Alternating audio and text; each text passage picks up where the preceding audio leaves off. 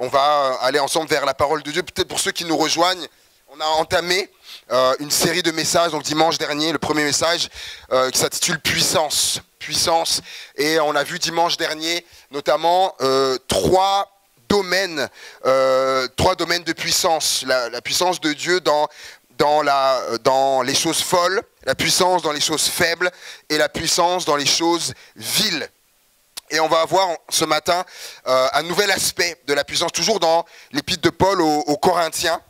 Je dis, j'ai été interpellé des nombreuses fois où l'apôtre parle de puissance. 1 Corinthiens, chapitre 2, les versets 1 à 5. 1 Corinthiens, chapitre 2, et les versets 1 à 5.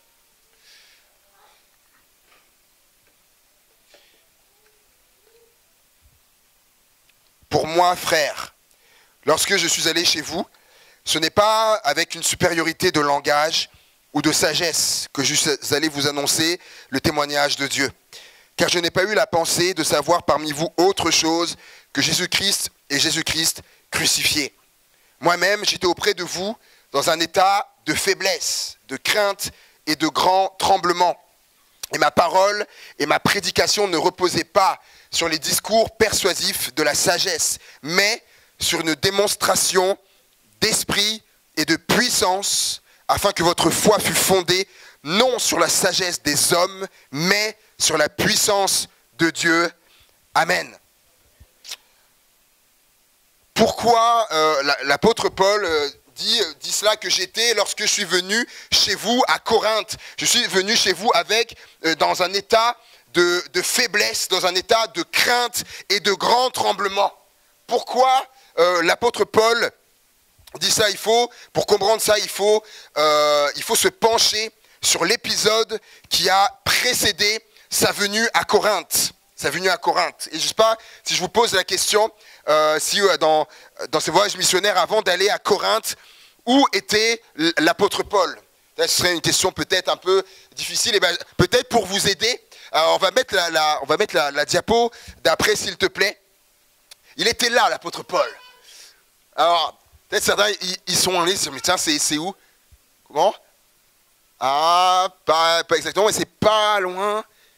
Mais du moins, quel pays? La Grèce, ouais, on reconnaît les gens là, on reconnaît même ceux qui ne sont pas allés, se disent, ils se projettent là. Et on se dit, tiens, l'apôtre Paul était dans toute cette contrée-là. On se dit quand même, ça va l'apôtre Paul. Il s'embêtait pas, l'apôtre Paul. Hein. Choisissez bien ses voyages missionnaires, hein, là où il allait. Alors, certains diraient peut-être, mais en voyant ça, tu sais, David, là, quand je vois ça, je vois pas pourquoi j'aurais été dans un état de faiblesse, dans un état de crainte et de tremblement. Au contraire, hein, là, je serais dans un état formidable. Hein, là. Bien sûr, on a compris que c'était au-delà du contexte, le paysage. L'apôtre Paul dit ça, on va lire ensemble, c'est dans Actes chapitre 17. Actes chapitre 17, à partir du verset 16, regardez. Actes chapitre 17, à partir du verset 16.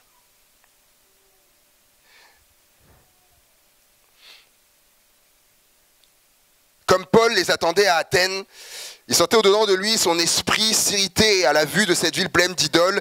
Il s'entretenait donc dans la synagogue avec les Juifs et les hommes, craignant Dieu, et sur la place publique chaque jour avec ceux qu'il rencontrait. Quelques philosophes épicuriens et stoïciens se mirent à lui parler, et les uns disaient « Mais que veut dire ce discoureur ?» D'autres, l'entendant annoncer Jésus et la résurrection, disaient « Il semble qu'il annonce des divinités étrangères. » Alors ils le prirent et le menèrent à l'aéropage en disant « Pourrions-nous savoir quelle est cette nouvelle doctrine que tu enseignes? Car tu nous fais entendre des choses étranges. Nous voudrions donc savoir ce que cela peut être. » Or, tous les Athéniens et les étrangers demeurant à Athènes ne passaient leur temps qu'à dire ou à écouter des nouvelles. Paul, debout au milieu de l'aréopage, dit aux hommes athéniens, je vous trouve à tous égards extrêmement religieux. Car en parcourant votre ville, en considérant les objets de votre dévotion, j'ai même découvert un autel avec cette inscription, un Dieu inconnu. Ce que vous révérez sans le connaître, c'est ce que je vous annonce. Le Dieu qui a fait le monde et tout ce qui s'y trouve, étant le Seigneur du ciel et de la terre, n'habite point dans des temples faits de mains d'hommes. Il n'est pas servi par des mains humaines, comme s'il avait besoin de quoi que ce soit, lui qui donne à tous la vie, la respiration et toutes choses. Il a fait que tous les hommes, sortis d'un seul rang, habitent sur la surface de la terre, ayant déterminé la durée des temps et les bornes de leur demeure. Il a voulu qu'ils cherchent le Seigneur et qu'ils s'efforcent de le trouver, en tâtonnant bien qu'il ne soit pas loin de chacun de nous, car en lui, nous avons la vie, le mouvement et l'être. C'est ce qu'ont dit aussi quelques-uns de vos poètes, de lui dont nous sommes la race.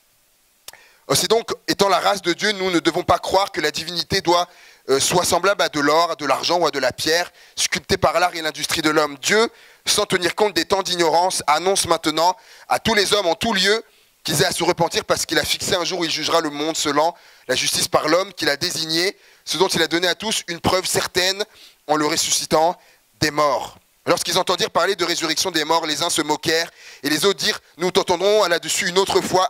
Ainsi Paul se retira du milieu d'eux. Quelques-uns, on va redire quelques-uns néanmoins s'attachèrent à lui et crurent, Dénis, l'aréopagite, une femme nommée Damaris et d'autres avec eux. En fait, pour comprendre pourquoi Paul était dans un état de faiblesse, de crainte, de tremblement, c'est qu'en fait, lorsqu'il a prêché à Athènes, en fait ça ne s'est pas bien passé. Peut-être certains n'ont pas relevé ça, mais ça ne s'est pas bien passé. La fin, la conclusion nous dit, je crois que je l'ai mis en diapo, quelques-uns néanmoins s'attachèrent à lui et crurent Dénis, l'aréopagite, et une femme nommée Damaris et d'autres. En fait, ça s'est pas du tout bien passé. En comparaison d'autres moments avant, à partir d'Acte 13, quand il a commencé à prêcher dans d'autres endroits, je vais vous montrer les exemples. Acte 13, ça va s'afficher. Acte 13, 43 par exemple, dit que, et la synagogue s'étant dispersée, un grand nombre de juifs et de prosélytes puis suivirent Paul et Barnabas, qui s'entretenant avec eux, les exhortaient à persévérer dans la grâce de Dieu. Et le sabbat suivant, presque toute la ville s'est réunie pour écouter la parole de Dieu. On voit là la puissance qui est là, les effets du message. Beaucoup, un grand nombre, et presque toute la ville, vous imaginez, aujourd'hui, ce serait incroyable, presque toute la ville d'Amiens se réunissait pour entendre la parole de Dieu. Vous voyez ce que Paul vivait. Regardez dans Acte 14, la diapo d'après, Acte 14, à Iconium, Paul et Barnabas entrèrent ensemble dans la synagogue des Juifs et ils parlèrent de telle manière qu'une grande multitude de Juifs et de Grecs crurent. Là, on retient une grande multitude. À Thessalonique, il va à Thessalonique, Acte 17, le verset 4.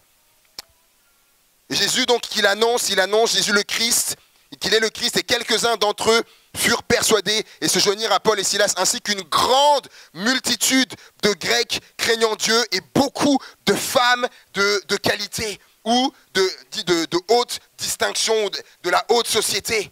Et quand on parle d'une grande multitude, la définition, ça nous parle d'un très grand nombre de personnes ou d'êtres.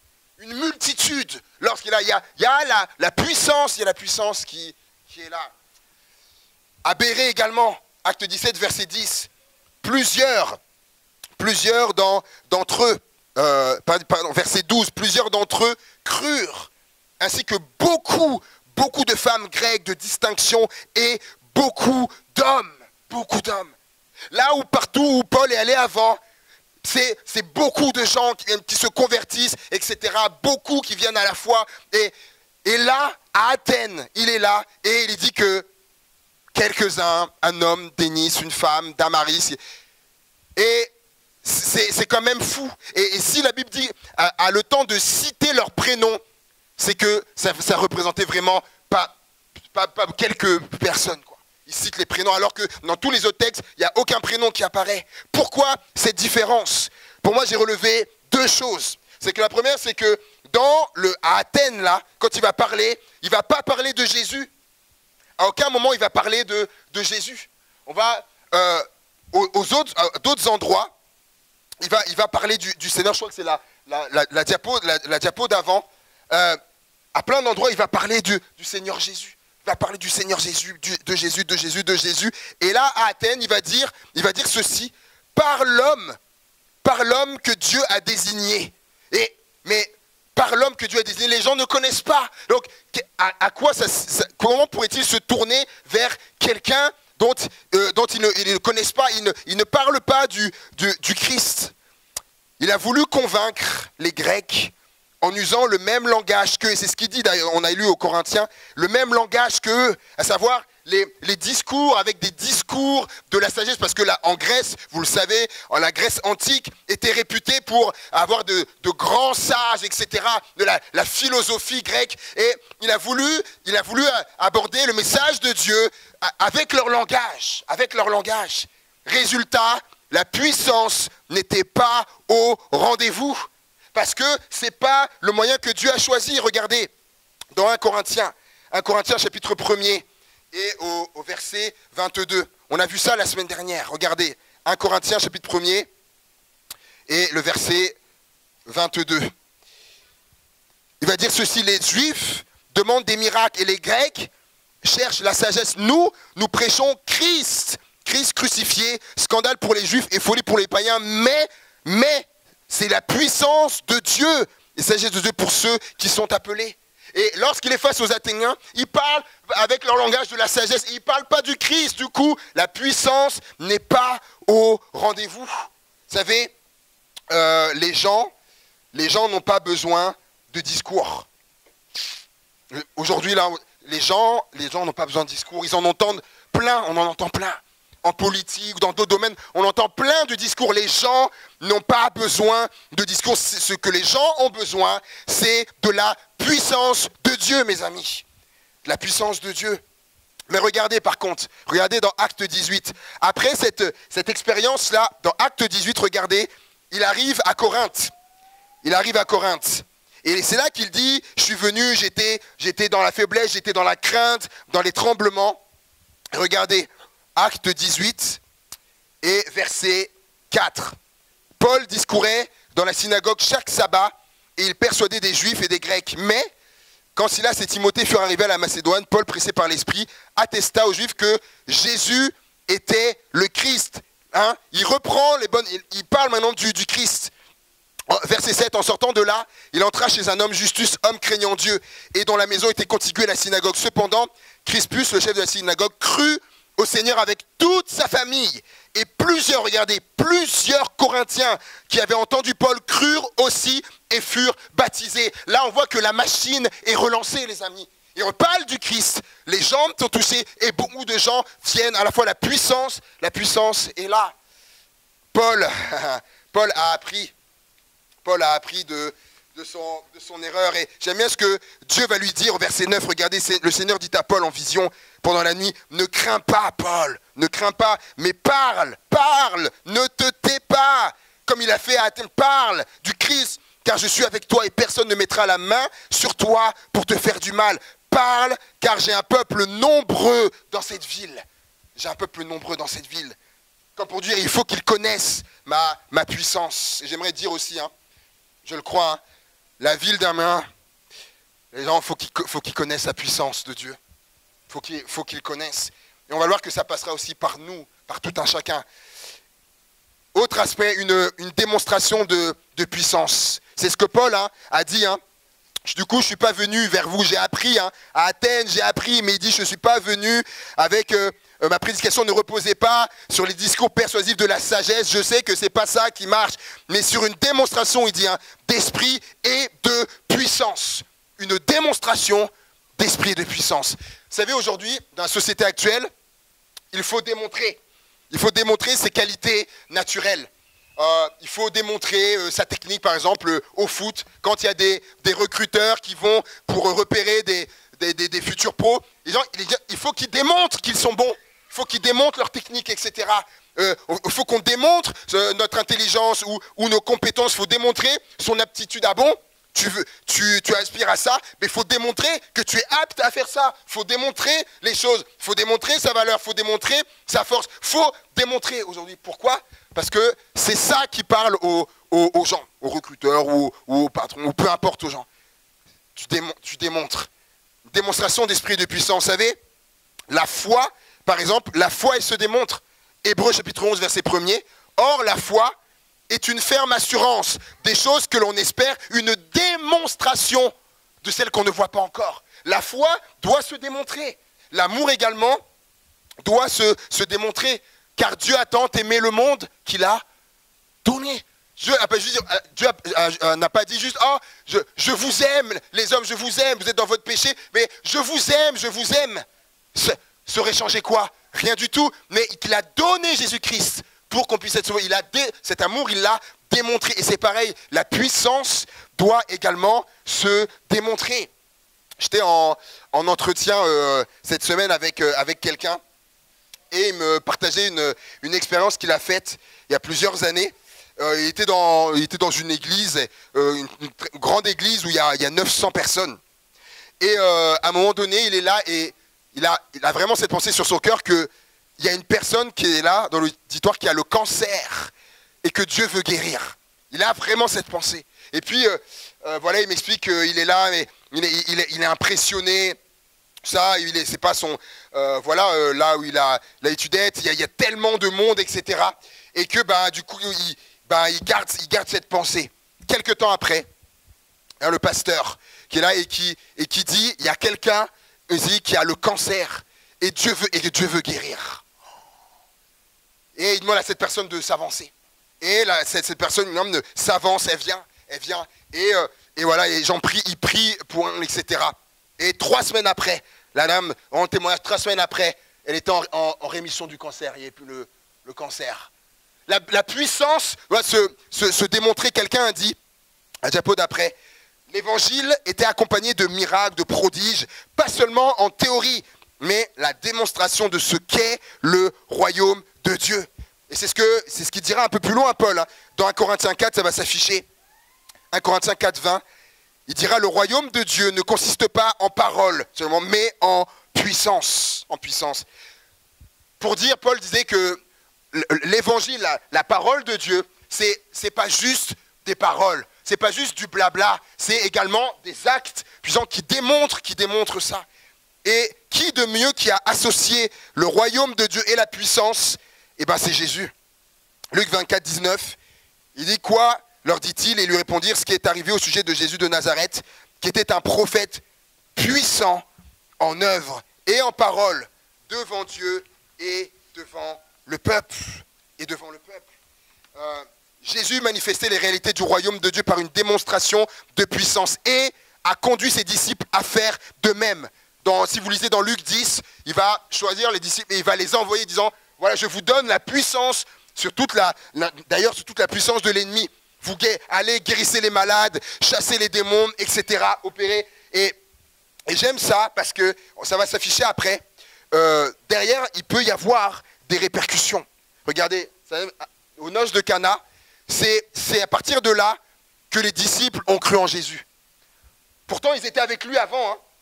Ils étaient avec lui avant, mais c'est à ce moment-là qu'ils ont cru en lui. Quand Jésus a transformé l'eau en vin. Et c'est ça en fait, il y a besoin de ça, les gens ont besoin de voir la transformation. Acte 8, c'est quoi? C'est quand Philippe, là du coup c'est un disciple, c'est plus Jésus, c'est quand il va annoncer Jésus, il va annoncer Christ aux gens, et les gens viennent écouter, les gens sont touchés, les gens qui étaient possédés, etc. sont libérés. C'est ça, acte 9, Pierre qui est un disciple, il y a quelqu'un, il va prier pour quelqu'un qui est paralysé, il va prier pour cette personne. Et cette personne du coup va se mettre à marcher. Une personne même qui était décédée va vivre une résurrection. C'est ça la puissance, ça se démontre. Je ne sais pas si vous connaissez cet homme là, le visage va s'afficher. Cet homme là, il s'appelle Mike Hens, qui est écologiste. Et il travaillait avec les agriculteurs d'Amérique centrale. Et il explique, il y a à peu près une vingtaine d'années de ça, il était avec ces agriculteurs d'Amérique centrale et il essayait de leur transmettre des méthodes d'agriculture plus efficaces que ce qu'eux faisaient. et eux avaient du mal avec, ils avaient leur vieille tradition de ce qu'on appelle la culture sur brûlis, mais ça détruit le sol, ça pollue l'air, et il essayait voilà, de leur apprendre ces nouvelles méthodes. Et il voyait que ça passait pas bien, ça passait pas bien. Et il explique un moment, au lieu de leur parler, il a arrêté de leur parler, il a dit, il faut que je leur démontre que ce que je dis, c'est vrai. Il faut que je leur démontre. Et il leur a montré par les techniques qu'il avait que ces méthodes-là étaient bien mieux, Et ces personnages d'Amérique centrale, du coup, ont adopté cette méthode. Et il dit ceci, il dit, il faut en faire la démonstration. Inutile de le prêcher et de le décrire, les gens doivent en faire l'expérience et en voir les résultats de leurs propres yeux. C'est ça en fait. Et c'est ce que dit Paul. Il y a un but à ça, c'est ce que dit Paul après. C'est afin que votre foi fût fondée non sur la sagesse des hommes, mais sur la puissance de Dieu. Et c'est ça, parce qu'à un moment donné, quand on a vécu ça, on dit, oui, je sais ce que j'ai vécu. La puissance de Dieu. Je sais dans quelle situation j'étais, je sais où Dieu m'a amené, je sais ce que je vivais. J'ai vu ce que Dieu a fait, j'ai vu ce que je traversais, etc. Où Dieu m'en a fait sortir. La puissance de Dieu et ma foi est fondée sur ça et pas juste sur un discours, le discours de quelqu'un. La puissance, une notion chère à l'apôtre Paul. Romains 15, verset 18. Il dit, car je n'oserais mentionner aucune chose que Christ n'ait faite par moi pour amener les païens à l'obéissance, par la parole et par les actes, mais par la puissance des miracles, des prodiges, par la puissance de l'Esprit de Dieu, en sorte que depuis Jérusalem et les pays voisins, jusqu'en Illyrie, j'ai abondamment répandu l'évangile de Christ. Ok, il parle de ça, la puissance des miracles, mais c'est pas que ça. 1 Thessaloniciens 1,5, notre évangile ne nous ayant pas été prêché en parole seulement, mais avec puissance. À Thessalonique, lorsque Paul a prêché, il n'y a pas eu de miracle. Il n'y a pas eu de miracle, il n'y a pas eu de tout ça. Mais il dit que quand je suis venu, il dit qu'il y avait la puissance. Mais il n'y avait pas de miracle, il n'y a pas eu de guérison, il n'y a pas eu de délivrance, il dit qu'il y avait la puissance.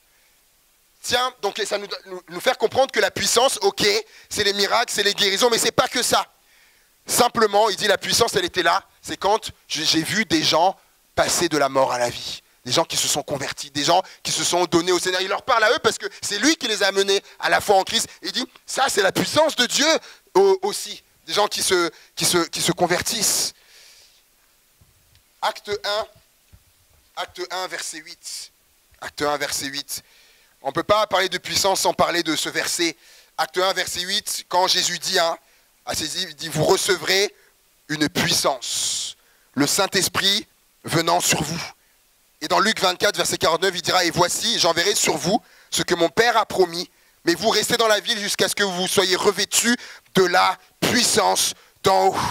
De la puissance d'en haut. Et lorsque Jésus dit ça, le mot qu'il utilise en grec, le texte original sont en grec, le mot c'est dynamis. Vous recevez une dynamis, qui veut dire force, pouvoir et capacité. En d'autres termes, lorsque Jésus dit ça, attendez ici, vous recevrez la puissance, vous recevrez la force pour être mes témoins dans le monde. Vous recevrez le pouvoir d'être mes témoins. Et vous recevrez également la capacité d'être mes témoins. Parce que sans ça, là, vous pourrez pas.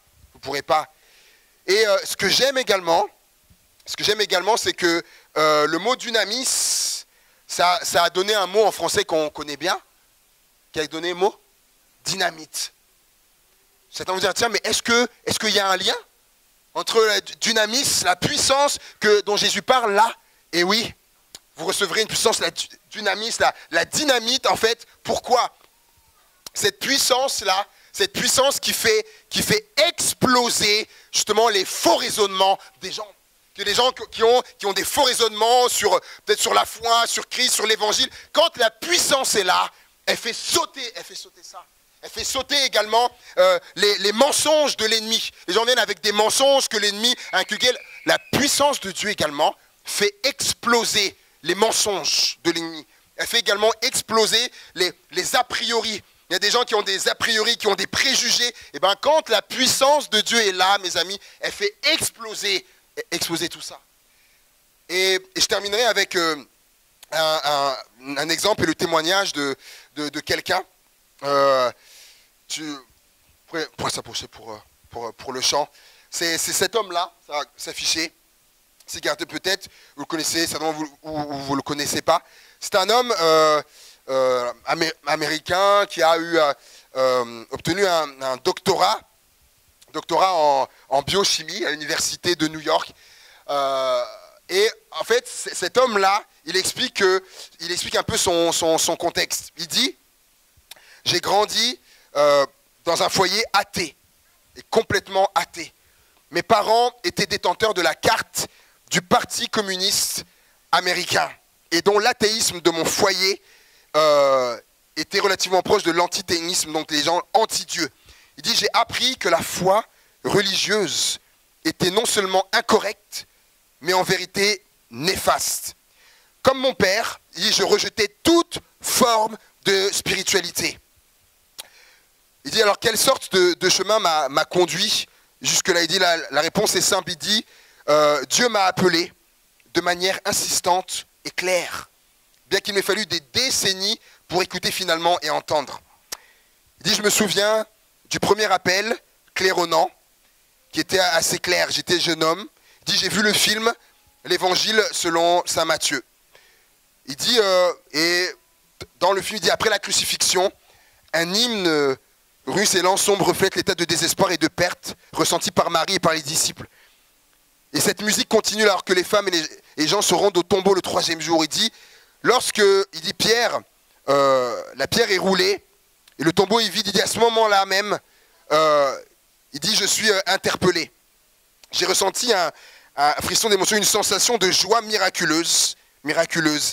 Et il dit, lorsque Jean s'est mis à courir pour annoncer la nouvelle à ses amis, je me souviens avoir pensé, mais ne serait-ce pas merveilleux si je pouvais croire dans le joli mythe de la résurrection? Puis j'ai pensé que non, c'était juste un tour joué par mon esprit, etc., pour susciter des émotions. Et il dit, alors que la graine a été plantée, elle a poussé lentement, elle a eu beaucoup besoin de soins, d'attention pour porter finalement du fruit. J'ai lu les évangiles et je me suis intéressé à toutes sortes de choses, mysticisme, transcendance. J'ai commencé à fréquenter une église catholique. Tout ceci est intéressant sur un plan intellectuel, mais n'avait rien à voir avec la foi. J'étais spectateur, mais un spectateur bien disposé, amical. J'étais encore dehors à regarder au-dedans. J'ai finalement reçu le don de la grâce de Dieu directement de Christ d'une manière spectaculaire et irréfutable. Après avoir lu le livre de la génétique à Dieu, il dit, mon cheminement vers la foi a débuté avec l'art et l'émotion, puis a atteint sa maturité. Aujourd'hui, il dit, je suis chrétien et j'ai un sens profond de la grâce de Dieu et un sentiment continuel d'émerveillement. Il dit, regardez ces mots, il dit, devant la puissance rédemptrice du Seigneur dans toute la création et dans ma propre vie. Il dit, je reste un scientifique, comme je le suis depuis ces 30 dernières années. Je trouve une satisfaction formidable dans mon absolue conviction que la science et la foi sont complémentaires et se soutiennent mutuellement. Ma foi est affermie parce que je sais du monde naturel et ma pensée scientifique a connu un nouvel essor de par ma foi dans la puissance créatrice du Seigneur. On voit un homme qui était athée, il le dit, hein. J'étais athée, parents, famille communiste, pas de Dieu, Dieu n'existe pas, tout ça c'est de la folie, c'est tout, vous voyez un petit peu. Et quand je dis Dieu, vous recevrez dynamis, la puissance explosive qui fait exploser ça, et ben c'est ça. Dis-moi, j'étais fermé à tout ça, non, et aujourd'hui, il dit, je suis chrétien, fervent défenseur de la foi, de l'amour de Dieu, de la puissance de Dieu. Mais ça c'est la dynamis, ça, c'est la puissance de Dieu qui fait ça. Est-ce qu'on pourrait se lever ensemble? Alléluia.